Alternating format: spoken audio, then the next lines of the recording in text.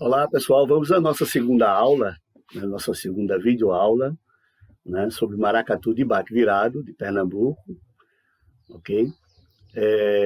Continuando, né, nós já falamos na primeira videoaula sobre como os escravos chegaram aqui e, com o passar do tempo, foi se criando, digamos assim, uma certa necessidade, né, dos negros de se manifestarem religiosamente e culturalmente. Então, mas por conta de uma certa inquietação, né, por parte deles, os senhores de engenho, com um acordo com a Igreja Católica, conseguiu fazer digamos assim, um acordo para que o maracatu existisse em todo o Brasil colonial, com o consentimento da Igreja Católica, né, e dos senhores de escravos, que eram os donos, os senhores de engenhos e tal. Então, que pretendiam evitar as rebeliões, certo? Concedendo privilégio aos reis, né? Os reis que eram reis lá na África, né? Então, a ideia possibilitou, na verdade, a resistência cultural, né, dos negros em pleno período de repressão à raça.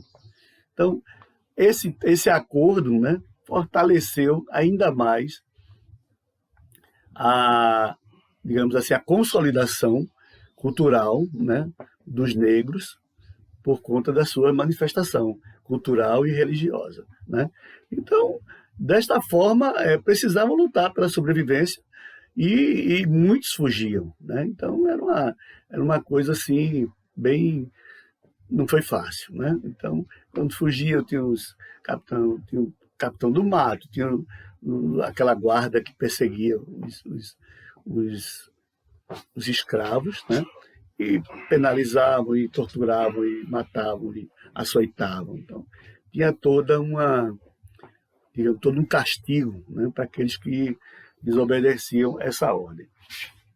Então, com o passar do tempo, a Igreja, né, permitiu que os negros manifestassem a sua religiosidade, inclusive com a coroação de reis e rainhas nas dependências da Igreja. Então, foi uma coisa assim muito, digamos assim, surpreendente, né? Hoje em dia já não existe mais. Por um tempo foi suspenso e hoje em dia praticamente não existe. Hoje em dia essa manifestação é feita na frente da igreja. Mas, por exemplo, eu tenho a honra de conhecer uma das últimas rainhas de maracatu coroadas dentro da igreja, que é a rainha Elda Viana, maracatu, nação Porto Rico, que é inclusive minha mãe de santo. E está viva, está com 84 anos, se não me falha a memória. Então foi uma das últimas rainhas coroadas na igreja do Rosário dos Pretos, em Recife, Pernambuco, né? Então, mas isso, digamos assim, a duras penas, porque sempre o maracatu sempre foi hostilizado, sempre foi discriminado, né? E seus integrantes também.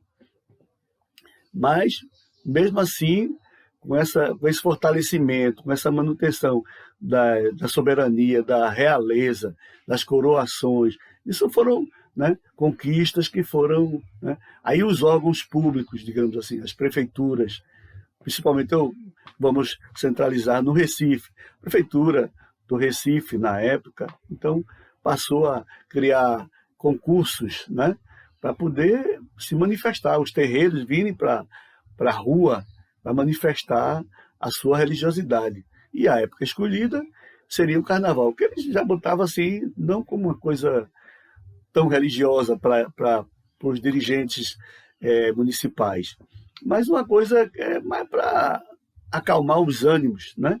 Então eles permitiam que no carnaval fosse feito aqueles cortejos com premiações, foi se criando concursos carnavalescos, de desfiles de reis e rainhas de maracatu, batuques, né? Digamos assim, os seus integrantes, né, também. para que fosse mantido aquela situação, né? O controle daquela situação, certo? Então ficou, digamos assim, mantido, né? Essa questão da religiosidade e dos cortejos, né? Então, o batuque, o baque virado das alfaias venceu o tempo, né? E os negros, vestidos como numa corte real, mantiveram vivas suas tradições e sua cultura. Então, isso é muito, muito, digamos assim, retrata bem, né? Retrata bem essa realidade, muito real, né? Então, tudo isso foi a duras penas.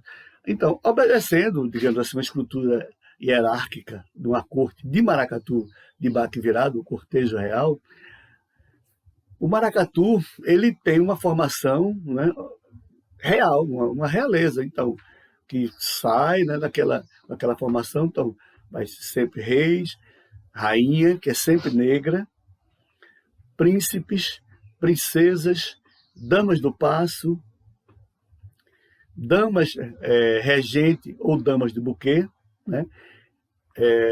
Damas da corte, embaixador, escravo, lanceiros, baianas, orquestra composta unicamente de percussão, então, são instrumentos percussivos, e os caboclos de pena. Então, quando você junta tudo isso, né, ao som dos batuques, das alfaias, dos tambores, então cada um tem sua posição naquele cortejo, né, sua importância, certo?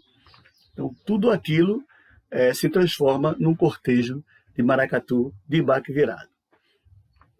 Eu estou falando isso, mas assim, teoricamente, mas eu vou mostrar, né, também, através de vídeos, também um pouco da minha história, né, por conta disso, dessa minha vivência, tanto em terreiro como no maracatus de baque virado, né, o começo de tudo. Então, é uma coisa assim que é impressionante, né? Como eu tinha falado na aula anterior, por exemplo, não é à toa que a abertura do Carnaval do Recife é feita por 600, nada menos que 600 batuqueiros de maracatu de baque virado. E, veja bem, 600 por limitações técnicas, por causa do espaço, questão de acústica, também por a questão dos convidados que vão participar da abertura do Carnaval do Recife, mas seria um número, sei lá, acho que pelo menos 6 vezes maior ou 10 vezes maior do que isso. Seria, digamos que o universo aqui chega a isso, aqui de batuqueiros aqui em Pernambuco. Então, um momento, né, que marca a abertura do Carnaval do Recife, né, através digamos assim, do ajuntamento de todas essas nações de maracatus de Recife, né?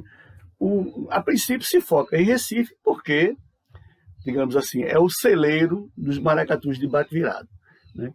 Que até então só viviam lá nos seus terreiros, né? Não eram de rua, digamos assim. Eu tive a honra de fazer parte de um movimento que é chamado Maracatu Nação Pernambuco.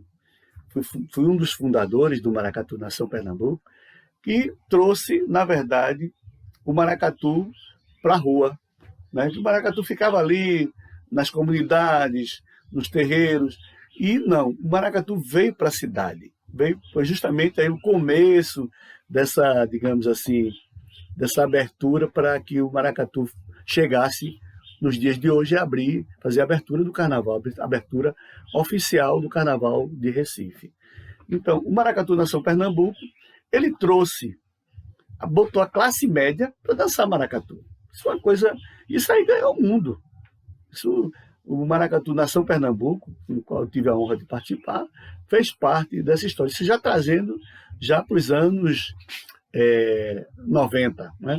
Então, em 88, começamos com esse movimento, 1988, começamos com esse movimento, de trazer o maracatu, de acessar, de dar acesso à classe média ao maracatu de Batuirado. E foi um estouro, né?